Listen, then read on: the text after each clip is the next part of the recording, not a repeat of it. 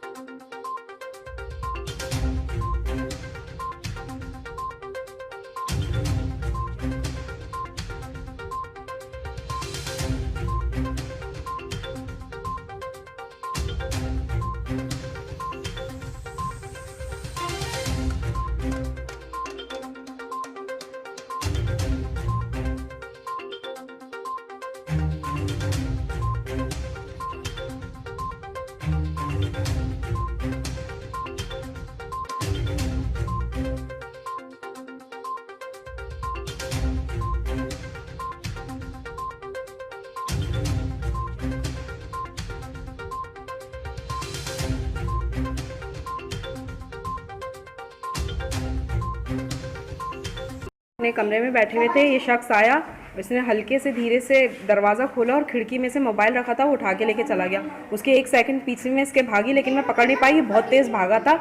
और आज ये 2 दिन बाद फिर यहाँ पे आसपास चोरी करता हुआ पकड़ा गया, तो मोहल्ले के लड़कों ने इसको पकड़ के यहाँ पे बैग और सीसीटीवी फुटेज निकाला था हमने, उससे ये पकड़ा गया। हम लोगों ने FIR करवा दी थी, इस वजह से ये पकड़ा गया है। ये और बहुत सारी जगह से इसने चोरी करी है, बहुत सारा सामान मिला है इसके पास, ब्लेड वगैरह, पाने वगैरह। अगर शायद मैं इसके पीछे भागती तो ये मुझे मार भी सकता था। आज ये आपको कहाँ से मिला? आज ये हमें पास में से है ना दुकान से चोरी कर रहा था 50 किलो का प्याज का कट्टा, तो लड़कों ने पकड़ लिया इसे। क्या क्या गया आपके यहाँ से? हमारे यहाँ से 15,000 का मोबाइल लेके गया है बस। घर लौटते व्यापारियों पर अज्ञात लुटेरों ने लोहे की छड़ से वार करके नकदी लूट ली। पूरी वारदात सिविल लाइंस थाना क्षेत्र के गुगरा गांव की है। घायल व्यापारी सिकंदर ने बताया कि वह रात को पट्टीकटला क्षेत्र से अपनी दुकान बढ़ाकर घर लौट रहे थे। जयपुर रोड गुगरा गांव से पहले मस्जिद के पास इनफील्ड बाइक पर आए 3 अज्ञात लुटेरों ने उन पर ताबड़तोड़ हमला कर दिया, जिससे उन्हें गंभीर चोटें लगी है। हमले में वह घस खाकर जमीन पर गिर गए। लुटेरों ने उनके पास से गल्ले की रकम लूट ले गए। इस बाबत मंगलवार को सिविल लाइंस थाना क्षेत्र में जानलेवा हमला और लूट की रिपोर्ट दर्ज कराई गई है।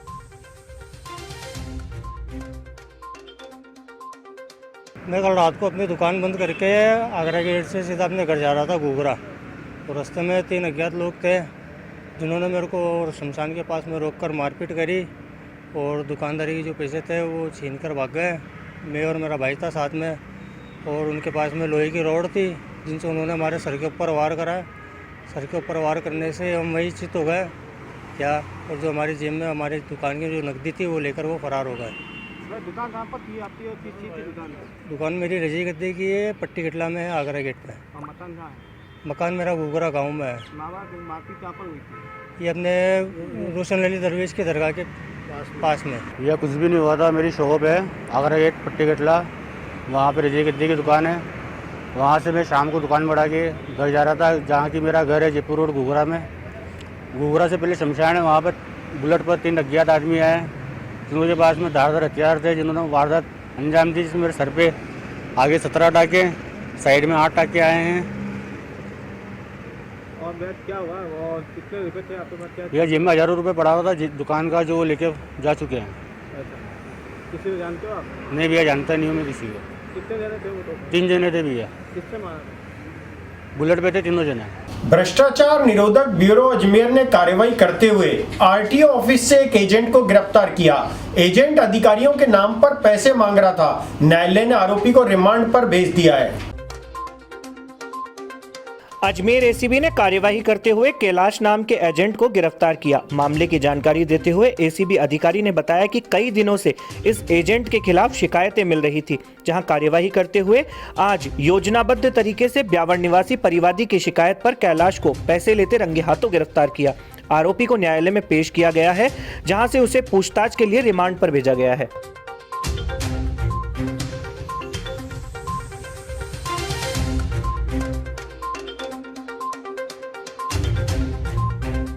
आरोपी कैलाश को न्यायालय में पेश किया है। न्यायाधीश महोदय ने अभी उनको जेसी के आदेश दिए 23 तारीख तक। आगे अग्रिम कार्रवाई जो जमानत लगेगी वो होगा। अनुसंधान जारी है। सर, किस मामले में गिरफ्तार किया गया था? क्या ट्रैप की कार्रवाई थी? ये परिवहन विभाग में एजेंट का काम करते हैं और जो राज्य की फीस होती है और इनका मेहनताना होता है, उसके अलावा डीटीओ आरटीओ अधिकारियों के इनके नाम से और रिश्वत राशि की मांग करते हुए इनको ट्रैप किया गया है। पूर्व में कोई शिकायत थी इनकी लेने के? नहीं, इनकी कोई पर्टिकुलर शिकायत नहीं थी। इनकी जो शिकायत थी उस पर कार्रवाई की गई। कोई और किसी का नाम नहीं, अभी और किसी का नाम नहीं है। अनुसंधान से आएगा। सर, कौन है शिकायत करता? शिकायतकर्ता ब्यावर के हैं। नहीं, इसमें रिमांड आईओ दूसरा जो आएगा वो लेंगे। नसीराबाद स्थित राजकीय सामान्य चिकित्सालय में प्रशासन की लापरवाही का हर्जाना मरीजों को भुगतना पड़ रहा है। चिकित्सकों की अनुपस्थिति में मरीजों को खासी परेशानी का सामना करना पड़ रहा है। नसीराबाद राजकीय सामान्य चिकित्सालय में अस्पताल प्रबंधन की मनमानी के कारण अव्यवस्थाओं का बोलबाला नजर आ रहा है। सरकारी अस्पतालों की हालत में सुधार नहीं हो पा रहा है। गर्मी शुरू होते ही अस्पताल में मरीजों की भीड़ उमड़ने लगी है। रोजाना सैकड़ों लोग अस्पताल पहुंच रहे हैं, लेकिन उन्हें डॉक्टरों को दिखाने के लिए घंटों इंतजार करना पड़ रहा है। सुबह 10 बजे से ही डॉक्टरों के चैम्बर के बाहर मरीजों की लंबी लाइन लगना शुरू हो जाती है, लेकिन डॉक्टर नदारत रहते हैं। लिहाजा मरीजों को खासी परेशानी का सामना करना पड़ रहा है। मंगलवार को नसीराबाद के ओपीडी में डॉक्टर के नदारत रहने से मरीज परेशान होते नजर आए। ओपीडी में 27 डॉक्टरों में से मात्र 7 डॉक्टर ही मौजूद थे। स्त्री रोग विशेषज्ञ को दिखाने के लिए महिलाओं की भीड़ भी लगी रही।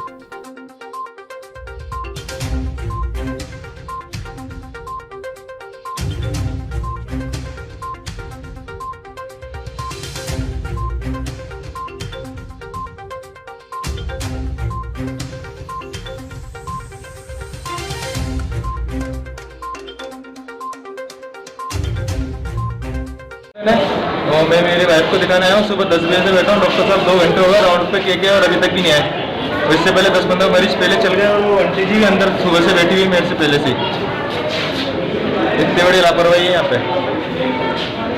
जहां पेट्रोल की कीमतें आसमान छू रही है, वहीं पेट्रोल पंप वाले भी ग्राहकों को चूना लगाने में पीछे नहीं है। ऐसा ही एक वाकया वैशाली नगर पेट्रोल पंप पर एक ग्राहक के साथ घटित हुआ।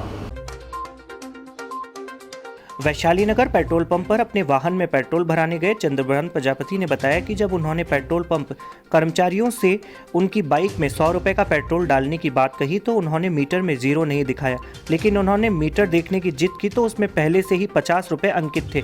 जब पेट्रोल पंप मालिक से शिकायत की गई तो उन्होंने माफ़ी मांगते हुए मामला रफा दफा करने की बात कही। हंगामा बढ़ने पर मौके पर कृष्णगंज थाना पुलिस पहुंच गई, परंतु चंद्रभान अब पेट्रोल पंप के विरुद्ध उपभोक्ता मंच में शिकायत करने का मन बना चुके हैं। आप मेरे से बड़े आदमी हो क्योंकि आप मेरे ग्राहक हो, ठीक है। मैं आपसे के बाद रहता हूँ, मेरा घर आपकी वजह से चलता है, लेकिन मैं आपके साथ में गलत नहीं होने दूंगा। मैं खड़ा रहूंगा हमेशा। क्लियर कह दूं, अगर समझौता करना अगर आप कोर्ट तक जाते तो फिर मैं कंप्लेंट आगे तक करूंगा। सीधी सी बात, मेरे को कोई दिक्कत नहीं है। जैसे आप जा रहे हो, ठीक है, खत्म करो। आप बोल रहे हैं, राजेश जी बोल रहे हैं, मेरे को मतलब ही नहीं है। यार देखो भैया, मैंने पहले भी हाथ जोड़ा, मैंने पहले भी हाथ जोड़ा। मैंने उस लड़के को मारा है अभी जाकर के। उसको क्यों? उसकी तो गलती नहीं है, लाइक इसको भी मारा, आपको नहीं मालूम है। इसको टैंकर के पीछे मार के आया हूँ। पुलिस का फोन किसने किया? इन्होंने किया। अब तो इधर खड़ा है, या हाथ पर उठा रहा है, याद में हाथ उठा रहा है। आप हाथ नहीं कर रहे थे? अब देखो आप रिकॉर्डिंग करा रहे हो। मैं तो सर मीडिया आई है, पुलिस भी आई है, पुलिस आपने बुलाई है, मैंने मीडिया बुलाई। हाँ, 18 टाइम इसमें आ रहा हूँ। 14-28 से दिखाना, एक मिनट भैया, बिल निकालो। मैं तो सोचता था अलग अलग है, तभी मैंने देखा बिल नंबर भी सेम है, दोनों सेम।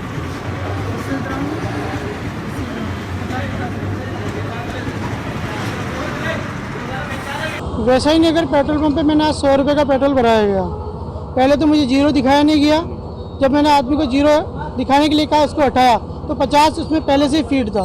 पेट्रोल डालने का जब मैंने बिल मांगा तो उसने बिल निकाल के दिया, वो 50 रुपये का बिल निकला। जब कुछ लड़ाई झगड़ा हुआ, बातचीत बढ़ी तो इन्होंने एक और बिल निकाल के दे दिया, यानी दोनों बिल निकाल के हमने 100 रुपये का दिया है, जबकि दोनों बिलों पे बिल का नंबर और प्राइस दोनों और टाइमिंग दोनों सेम ही है इसके ऊपर। अच्छा, धमकी भी दी जा रही है? धमकी दी गई और कहेगी हम पुलिस को बुला लेंगे, पुलिस अभी आ चुकी है यहाँ पर और दादागी करने लग गए थे। और इसके मालिक से जब बात करी तो मालिक हाथ जोड़ने लग गए, कहीं माफ़ी मांगने लग गए, बोले कि नहीं गलती हो गई, आप तो पेट्रोल भरा लीजिए चले जाइए। तो एक बार मैंने माफ़ भी कर दिया पर पुलिस आ गई, अब बात बढ़ चुकी है, इसलिए मैं चाहता हूँ कि पेट्रोल पंप के खिलाफ कार्रवाई हो। दोनों बिल मेरे पास हैं, आप लोग देख सकते हैं, दोनों पे तारीख समय और अमाउंट एक साथ ही। उपभोक्ता में शिकायत उपभोक्ता मंच में शिकायत करूँगा। बिल में कोई निकलने में प्रॉब्लम आ रही है, कोई वो रेट्स में प्रॉब्लम आ गई तो ऑटोमेशन वेंडर को बोला जाएगा, वो ठीक करेगा और बिल वापस सही निकलेंगे। ऑटोमेशन में पूरा डला हुआ है।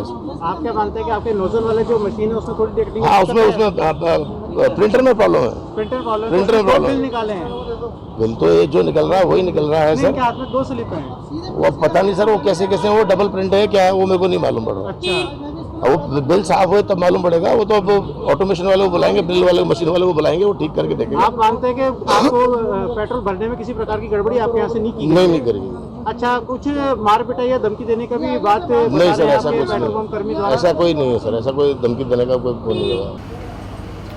भारतीय जीवन बीमा निगम की अलवर गेट शाखा में अचानक आग लगने से अफरा तफरी मच गई। जानकारी देते हुए LIC के अधिकारी अनिल मंडावरिया ने बताया कि जीवन बीमा निगम के पीछे की ओर जहां पुरानी फाइलें एवं रिकॉर्ड की रद्दी रखी जाती है, वहां अज्ञात कारणों से आग लग गई। आग लगने से किसी प्रकार की जान माल की हानि नहीं हुई है। आग लगने से बस पुरानी रद्दी जली है। आग पर काबू पा लिया गया है।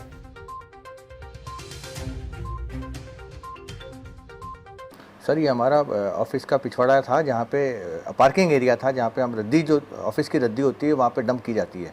उसके अंदर आग लग गई थी, अज्ञात कारणों से आग लग गई थी। जैसे ही आग का पता लगा तो हमारे पास वहाँ फायर एक्सटिंग्विशर पहले से इंस्टॉल था और जो हमारे लेबर जो नीचे अटेंडेंट वगैरह थे उन सब ने तुरंत क्रियाशील हो गए और सारे एम्प्लॉई ने मिलकर के तकरीबन 80% आग पे काबू पा लिया था। फिर हमने फायर एक्सटिंग्विशर को फ़ोन किया और उन्होंने बंद कर बुझा दिया। किसी प्रकार की जान माल की कोई हानि इस पर नहीं हुई है और किसी प्रकार का कोई ऐसा नुकसान नहीं हुआ है कि जिससे निगम को कोई क्षति हुई हो। अजमेर के सिविल लाइंस थाना क्षेत्र स्थित पलटन बाजार निवासी मालती विजय के खाते से ATM बदलकर 50,000 निकालने का मामला आया सामने। पुलिस ने शिकायत दर्ज कर जांच शुरू कर दी है। अजमेर के सिविल लाइंस थाना क्षेत्र स्थित पलटन बाजार निवासी मालती विजय के साथ ATM कार्ड बदलकर खाते से पैसे निकालने का मामला सामने आया है। मामले की जानकारी देते हुए सिविल लाइंस थाने के हेड कांस्टेबल किशोर सिंह ने बताया कि 8 मार्च 2021 को मालती विजय ने थाने में शिकायत दर्ज कराई थी कि उनकी पुत्री के द्वारा DRM स्थित बैंक ऑफ बड़ौदा के ATM से 15,000 निकाले थे। वहीं बाहर खड़े कुछ युवाओं के द्वारा ATM बदलने की शिकायत देते हुए उन्होंने बताया कि 7 मार्च को उनके खाते से 50,000 और निकाले गए हैं, जिसकी शिकायत उन्होंने थाने में दर्ज कराई है। अज्ञात व्यक्तियों के खिलाफ शिकायत दर्ज कर अनुसंधान किया जा रहा है। दिनांक 8/3/21 को श्रीमती मालती विजय निवासी पलटन बाजार अजमेर ने इस राशि रिपोर्ट दी कि मेरे पति रेलवे रिटायर्ड कर्मचारी हैं, हमारा joint account bank of Baroda DRM office में खाता है। मेरे पति बीमार चल रहे हैं। दिनांक 5/3/21 को मेरी पुत्री डिम्पल को 15,000 रुपये के लिए ATM देकर भेजा। जो ATM में पैसे निकाले उसके बच्ची के ATM निकाले पैसे, उस टाइम में कोई माँ का कहना है कि कोई लड़के खड़े थे तो उसको स्कैन किया, कैसे किया, फिर ATM निकाल के वापस ATM के ऐसे पैसे निकाले। तो उस टाइम पैसे बच्ची पैसे निकाल लेके आ गई, ATM भी लेके आ गई। दिनांक 7/8 तारीख 2 टुकड़ों में करीब 50,000 रुपये ATM विड्रॉ हैं। ये कैसे हुआ ये जांच की जा रही है, तो मैंने उसकी जांच कर रहा हूँ। कौन सा एटीएम कार्ड कौन सी बैंक ऑफ बड़ौदा कहाँ पे DRM ऑफिस में खाता है। चोरियां होती रही, पुलिस सोती रही। शहर में आए दिन चोरी की वारदातें बढ़ती जा रही है। चोरों के हौसले इतने बुलंद हो गए हैं कि उनमें पुलिस का कोई खौफ नजर नहीं आता। क्लॉक टावर थाने से चंद कदमों की दूरी पर मदार गेट क्षेत्र में अज्ञात चोरों ने कई दुकानों को अपना निशाना बनाया। क्लॉक टावर थाना क्षेत्र स्थित मदार गेट क्षेत्र में अज्ञात चोरों ने कई दुकानों पर चोरी की वारदात को अंजाम दिया और हजारों का माल एवं नकदी पर हाथ साफ किया। मामले की जानकारी देते हुए व्यापारी भगवान चंदीराम ने बताया कि कमंडसपुरा में चल रहे निर्माण कार्य के दौरान अज्ञात चोर छत के माध्यम से दुकानों में घुसे एवं चोरी की वारदात को अंजाम दिया है। व्यापारी भगवान चंदीराम ने बताया कि चोरों ने Dheeraj readymade, DK readymade, Aryan store, Heena brothers, Chandiram showroom एवं अन्य दुकानों पर चोरी की वारदात को अंजाम दिया है। क्लॉक टावर थाने में शिकायत दर्ज कराई गई है। पुलिस जांच कर रही है।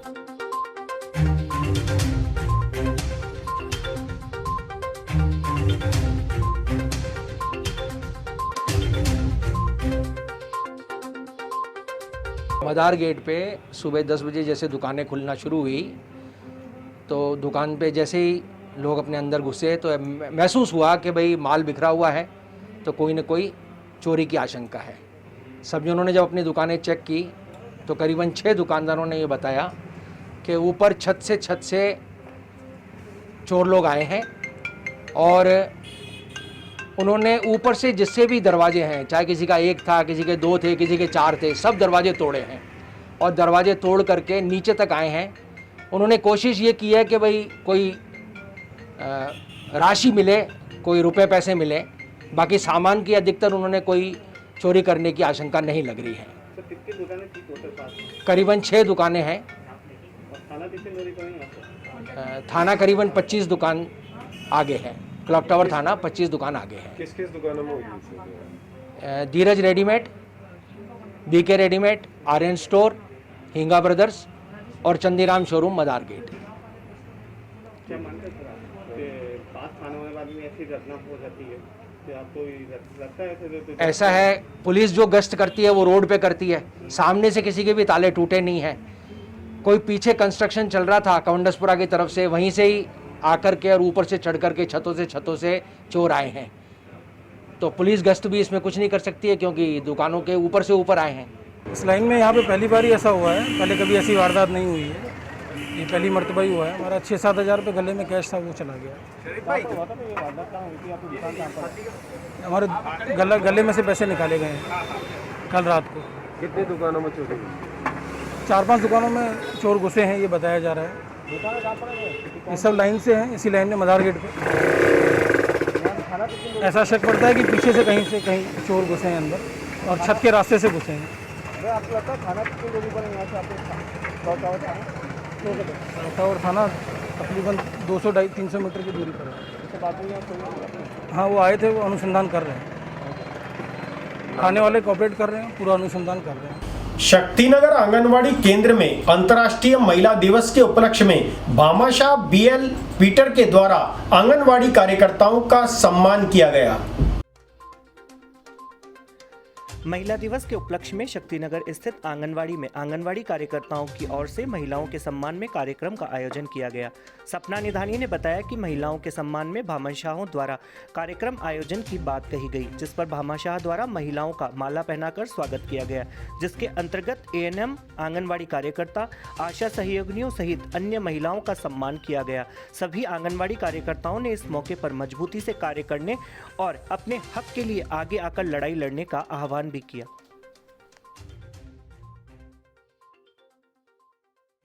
नगर आंगनवाड़ी में हमने महिलाओं के सम्मान में हमारे जो भामाशाह है BL पीटर साहब, वो महिलाओं का सम्मान करना चाहते हैं।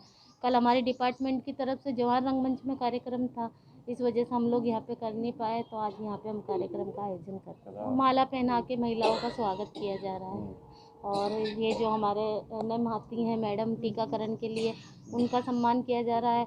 शक्तिनगर की आंगनवाड़ी कार्यकर्ता में सपना निधानिया, मेरी सहायिका आशा सहयोगिनी और जो महिलाएं टीकाकरण के लिए आती है, उनका सम्मान किया जाता है। महिला दिवस पर अजमेर की दिशा प्रकाश किशनानी, नंदिता व प्रमिला को जयपुर की संपर्क संस्था द्वारा सम्मानित किया गया। दिशा प्रकाश कृष्णानी अजमेरू लेडीज सोसाइटी की अध्यक्षा भी हैं। संपर्क संस्था जयपुर ने अंतर्राष्ट्रीय महिला दिवस पर अजमेर की अजमेरू लेडीज सोसाइटी की अध्यक्षा दिशा प्रकाश कृष्णानी, सचिव नंदिता रवि चौहान व प्रमीला मिश्रा को शिक्षा, साहित्य व सामाजिक क्षेत्र में उत्कृष्ट योगदान हेतु संपर्क शक्ति सम्मान से सम्मानित किया। साथ ही नंदिता रवि चौहान की साहित्यिक पुस्तक स्वयं सिद्धा का विमोचन किया गया। उन्हें लेखन व साहित्य के लिए भी सम्मानित किया गया।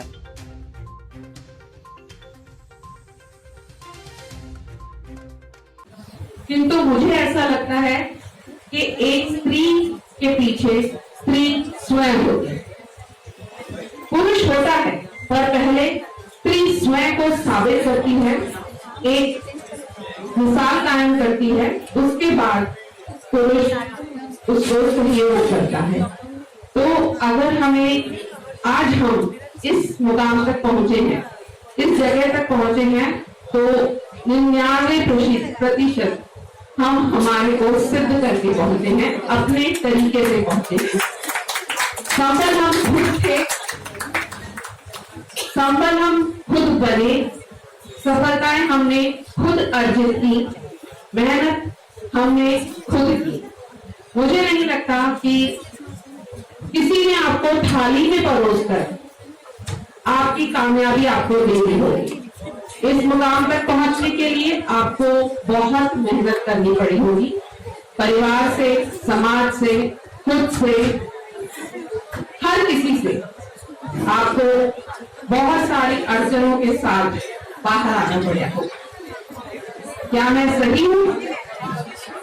क्या मैं सही हूँ? एक बार हाथ उठा दीजिए। काफी हद तक सही हो, काफी हद तक सही हो। Thank you. एक बार हाथ उठा दीजिए प्लीज।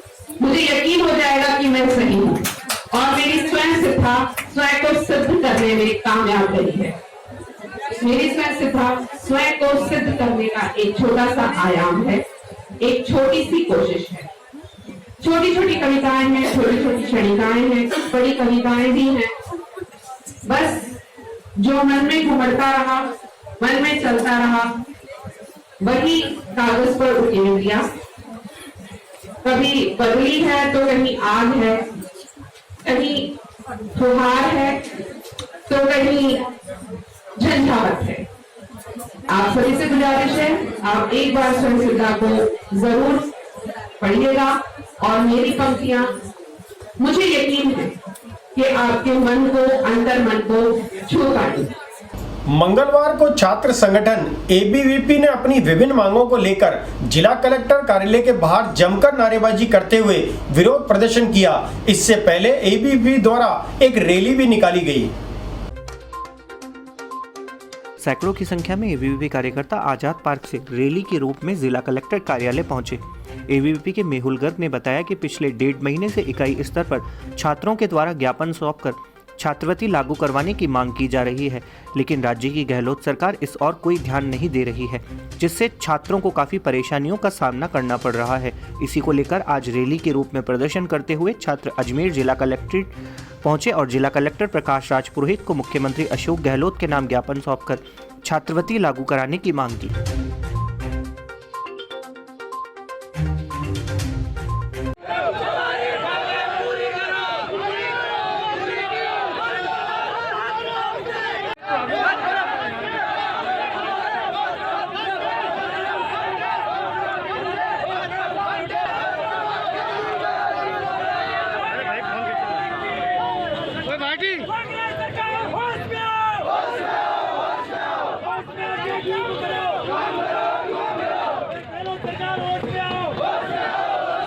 आज एबीवीपी अजमेर महानगर के द्वारा सभी महाविद्यालय के छात्रों के साथ में जिला मुख्यालय पर ज्ञापन दिया है। एबीवीपी अजमेर पूर्व में काफ़ी समय से छात्रवृत्ति को चालू करने के लिए सभी कैंपसों में प्रचार के माध्यम से जो राजस्थान के मुख्यमंत्री हैं उनको ज्ञापन भेजा है कि जो छात्रों की छात्रवृत्ति बंद करी है उसको पुनः चालू किया जाए। लेकिन जो राजस्थान की जो सरकार है, सरकार के द्वारा इस प्रकार किसी प्रकार से छात्रों की सुनवाई नहीं की जा रही है। उसके विरोध में आज विद्यार्थी परिषद ने जिला मुख्यालय पर आकर के प्रदर्शन करा है। मेहुल गर्ग, प्रदेश से मंत्री।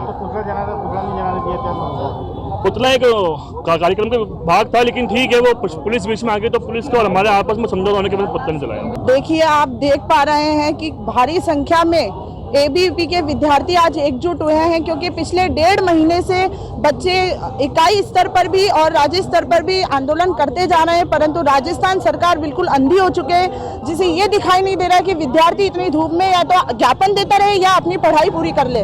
उनकी पढ़ाई पूरी नहीं हो पा रही है क्योंकि उनका ध्यान पूरा छात्रवृत्ति पे है। राजस्थान सरकार ने बच्चों की छात्रवृत्ति रोक ली है। आप खुद देख सकते हैं कि 1.5 महीने से विद्यार्थी कितना परेशान हो रहा है, और आज भी इतनी भारी मात्रा में विद्यार्थी एकजुट हुए हैं क्योंकि राजस्थान सरकार बिल्कुल अंधी हो चुकी है। उन्हें ये दिखाई नहीं दे रहा कि सिर्फ बच्चों की छात्रवृत्ति रोकने से ही उनका जो है डेली रूटीन वो चल रहा है। आप खुद देख सकते हैं कि अपनी सरकार बचाने के लिए उन्होंने लाखों करोड़ों रुपए बहाए। क्या वो बच्चों की छात्रवृत्ति ही थी? शायद इसीलिए वो छात्रवृत्ति रुकी है। तो मैं गहलोत सरकार से कहना चाहूंगी कि होश में आए, अपनी आंखें खोले और जो बच्चे इतना परेशान हो रहे हैं उनकी छात्रवृत्ति लौटाए और उन्हें पढ़ने के लिए करने दें। आदर्श नगर थाना क्षेत्र में टाटा पावर के ट्रांसफार्मर से विद्युत उपकरण चुराने का मामला दर्ज किया गया। आपको बता दें कि इससे पहले भी शहर में विद्युत उपकरणों की चोरी के कई वारदातें हो चुकी हैं।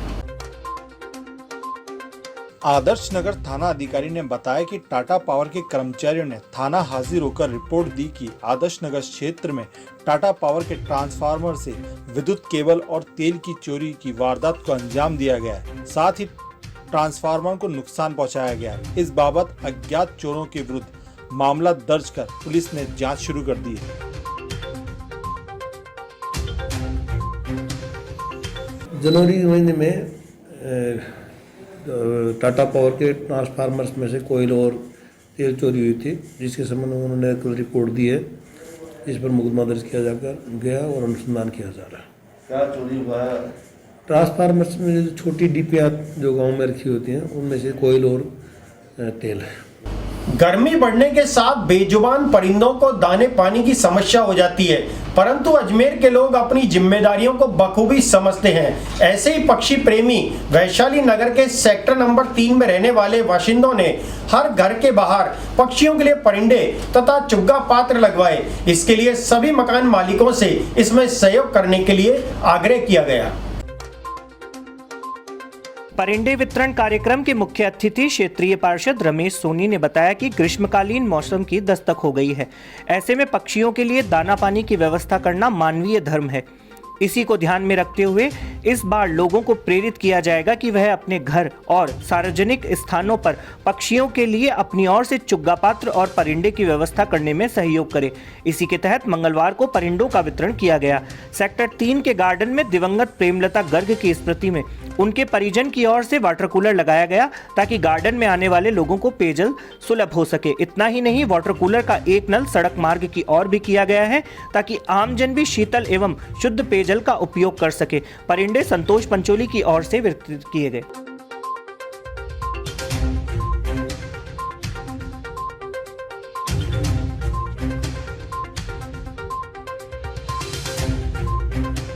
आज वैशाली नगर सेक्टर 3 के गार्डन में एक वाटर कूलर श्री कृष्ण गोपाल जी गर्ग और उनके पुत्र कपिल गर्ग की ओर से लगाया गया, जिससे आमजन को और गार्डन में घूमने वालों को शीतल जल और शुद्ध जल मिलेगा।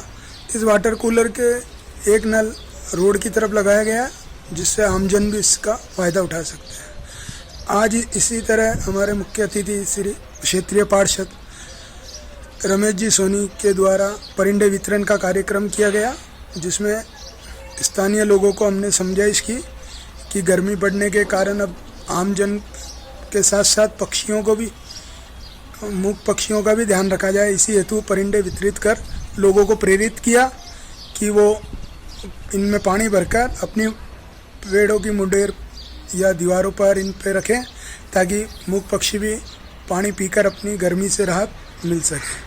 इस हेतु आज पूरे क्षेत्र में परिंदे वितरित किए गए। राजकीय उच्च प्राथमिक विद्यालय गुलाबबाड़ी में वार्षिक उत्सव मनाया गया। उसके साथ ही भामाशाह व प्रतिभावान सम्मान समारोह भी आयोजन किया गया, जिसके अंदर सीआरपीएफ डीजी मुख्य अतिथि के तौर पर शामिल हुए।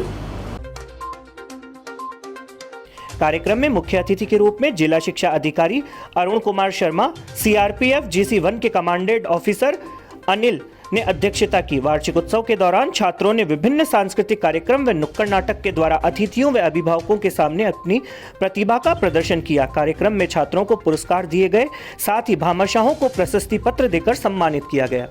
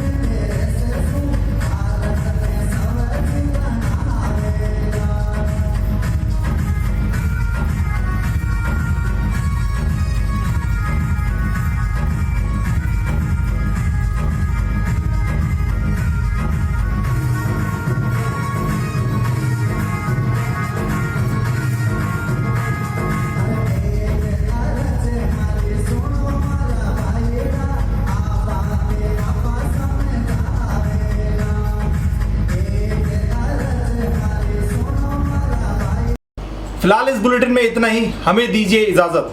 जय हिंद, जय भारत।